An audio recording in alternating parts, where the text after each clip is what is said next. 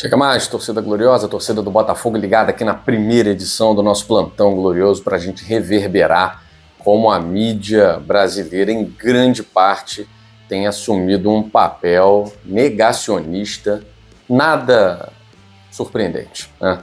Principalmente jornalistas que deixaram de ser jornalistas em sua essência há muito tempo e por isso hoje fazem parte de um grupo que é o contrário do jornalismo, né? Como Paulo Vinícius Coelho, Casagrande, que nunca foi, mas enfim, entre outros, né? A própria plataforma como um todo, né?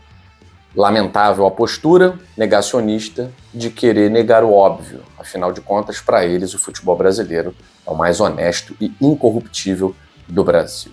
A Abrafut também emitiu as suas famosas notinhas, né, dizendo que tudo o que o William Rogato falou é mentira e defende os árbitros e etc.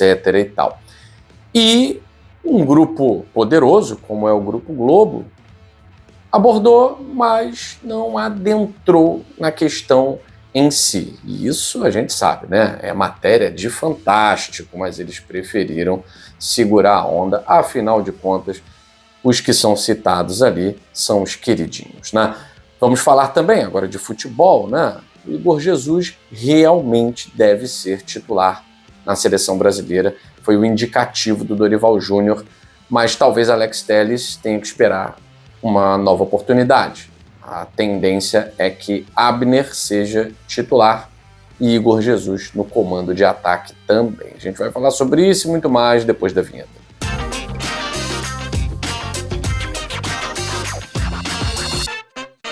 Valeu, vamos lá, meus amigos, minhas amigas. Chegamos a mais de 113 mil inscritos e eu conto com vocês para nós chegarmos a 120, 130 mil inscritos. É a nossa meta até dezembro.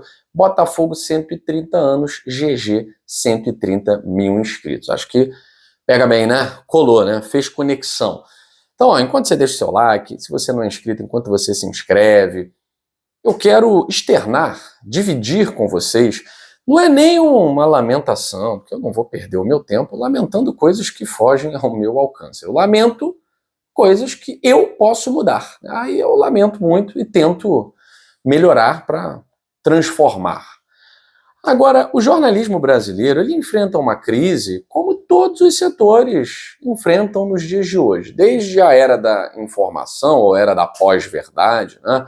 Ali depois de 2015, que a gente enfrenta uma crise ética absurda, não que não tenhamos passado por isso antes, mas é uma crise ética que contamina todos os setores. São grupos, grandes grupos, conglomerados, fechando os olhos para o óbvio. E aí eu nem vou dizer um conglomerado como a UOL, que é um conglomerado bem corporativista, né? Eles têm o lado deles, que é Palmeiras, Leila Pereira, anti-Botafogo, anti-John Textor, tal, e anti tudo aquilo que vá de encontro aos protegidinhos, né? Existe um corporativismo muito grande, a ponto de, numa matéria, nem é uma matéria, na verdade, um conjunto de elementos probatórios, que foi a testemunha William Rogato, pegaram o vídeo, na cara de pau, postaram o vídeo inteiro. É um vídeo de plataforma pública, ok, mas postaram o vídeo inteiro e colocaram no título. Botaram lá, John Textor tem razão, alguma coisa desse tipo, sem provas, William Rogato. A maneira como vocês da UOL mentem, como vocês da UOL desinformam, é muito triste para o jornalismo brasileiro. Vocês sabem se ele tem provas ou se não tem provas? Se eu, como jornalista, não sei se há ou não há provas, eu não coloco isso. Eu não posso dizer com provas robustas. O William Rogato eu não posso falar, porque eu não sei se ele tem. Ele disse que tem. Agora, ele diz que tem, e os negacionistas falam sem provas. O camarada está em Portugal numa videoligação. Uma ligação por vídeo, uma videoconferência. Eles dizem sem provas. É o negacionismo elevado ao extremo. Não é possível que alguém nesse mundo dê crédito a isso como jornalismo. A gente pode dar crédito como piada, a gente pode fazer aqui deboche, sarcasmo, tal, brincadeiras, tal. Para isso, ok, são ótimos, né? Para nos dar munição. Mas para levar a sério, não. Para levar a sério, não. Lamento muito que vários torcedores, vários outros torcedores, levem a sério isso e deem ibope para isso, né? E aí o Walter Casagrande gritando, exigindo provas na live e tal. Eu também quero. Todo mundo quer, Casagrande. Óbvio que todo mundo quer. Mas da mesma forma que vocês fizeram com o John Textor e tomaram um processo lá nos Estados Unidos nas costas e agora estão quietinhos, né, que precisam da justiça coçando para poder se comportarem como jornalistas, estão fazendo a mesma coisa com o empresário. E aí existem coisas que realmente são estarrecedoras. O PVC, um ex-jornalista, o PVC, ele falou do William Rogato assim, com uma forma até estarrecedora. O cara se orgulha disso, de ter participado de 40 e sei lá quantos rebaixamentos, de ter manipulado jogos, ele se orgulha disso. PVC, eu também acho assustador, né? A pessoa se orgulhar sem medo de ser feliz de ter cometido desvios, crimes, que eu também acho estarrecedor.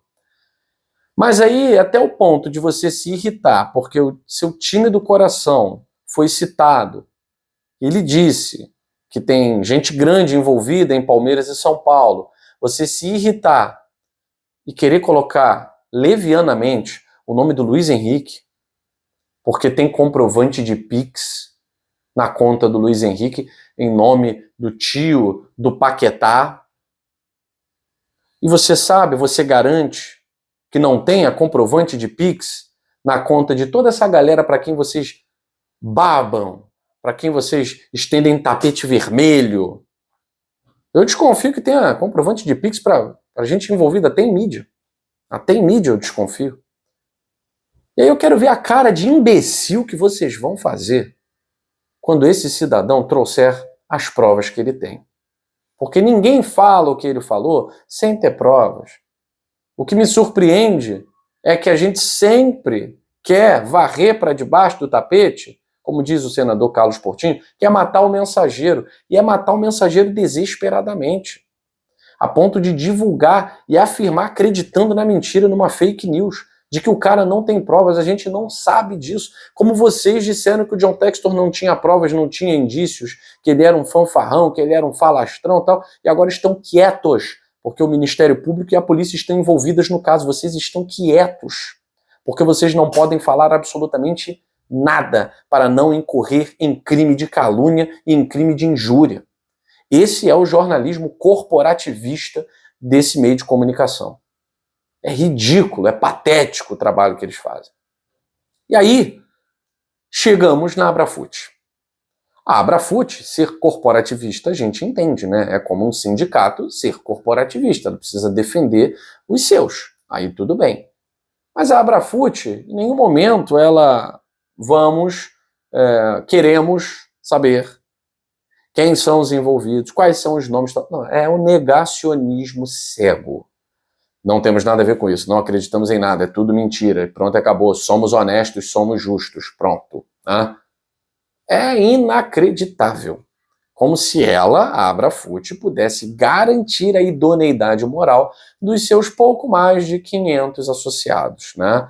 Uma instituição golpista, porque deu um golpe numa instituição que defendia o direito dos árbitros há décadas, ela dá o golpe para poder reinar na era Edinaldo Rodrigues. A CBF está quieta, a CBF não fala nada. É porque está, enfim, tá tremendo mais do que carro velho em paralelepípedo. E o GE, que adora um escândalo, e o Grupo Globo, que adora uma fofoca, matéria de Fantástico, agora está comedido. Está comedido por quê? Porque estão mexendo com queridinhos. E principalmente o queridinho deles, o produtinho deles, que é esse futebol porcaria brasileiro. Não se pode falar mal do futebol brasileiro, não se pode falar mal da arbitragem brasileira. Paulo César de Oliveira fica triste, vai ficar bravo. Eu duvido que nos programas de hoje deem a atenção devida para o que foi falado. Eles vão enrolar com seleção brasileira. Eles vão entubar nos torcedores seleção brasileira. Por quê? Porque não tem coragem de falar o que precisa ser falado. Tá todo mundo com medo. Porque ninguém sabe o que esse cara tem, ninguém sabe os nomes que ele vai apresentar, porque ele pode não ter todas as provas, mas ele tem os nomes. Ele tem os nomes. E, segundo ele, gente grande. E agora não tem mais como esconder. Os senadores vão até Portugal, semana que vem, para poderem colher essas provas. Sejam documentais, sejam prints, Pix, movimentação bancária.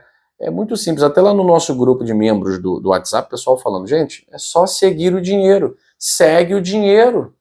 Movimentação, quebra do sigilo bancário. Segue o dinheiro e nós vamos chegar até as pessoas.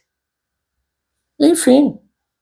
Agora vou fazer o procedimento do pessoal aí da mídia tradicional, né? Vamos encobrir e vamos falar de seleção brasileira, né? Só que aqui a gente não encobre. Seleção brasileira fica para depois e só é falado aqui no GG porque tem jogador do Botafogo, porque senão realmente ia para várzea, para o abismo, tema inútil, né? Mas vamos lá.